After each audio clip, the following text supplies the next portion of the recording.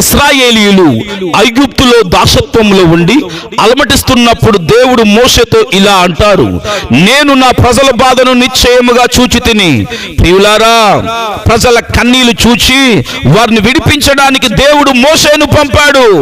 మన రక్షకుడైన యేసుక్రీస్తు వెళ్తున్నప్పుడు పొట్టివాడైన జక్కయ్య ఆయనను చూడడానికి మేడి చెట్టెక్కాడు.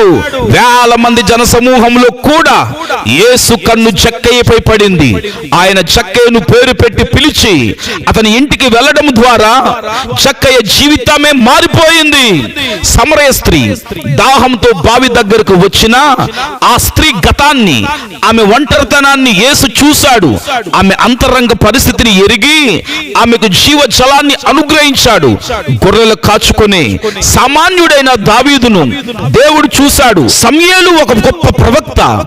యెషై కుమారులలో పెద్దవారిని చూచి వీరే రాజవుతారేమో అని అనుకున్నప్పుడు దేవుడు ఇలా అంటారు, మనుషులు పై రూపమును లక్ష్య పెట్టుదురు గాని యెహోవా హృదయమును లక్ష్య పెట్టును.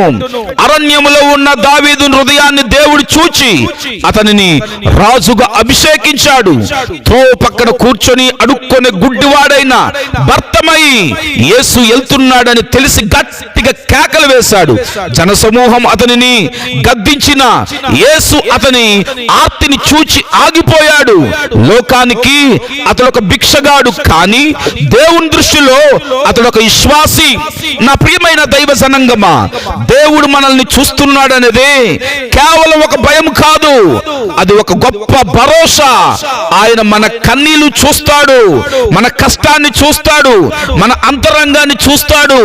ఆయన చూపు కేవలం పలకరింపు మాత్రమే కాదు, అది మన పరిస్థితులను మార్చే ఒక గొప్ప అద్భుతమని మరవకు నేస్తమా.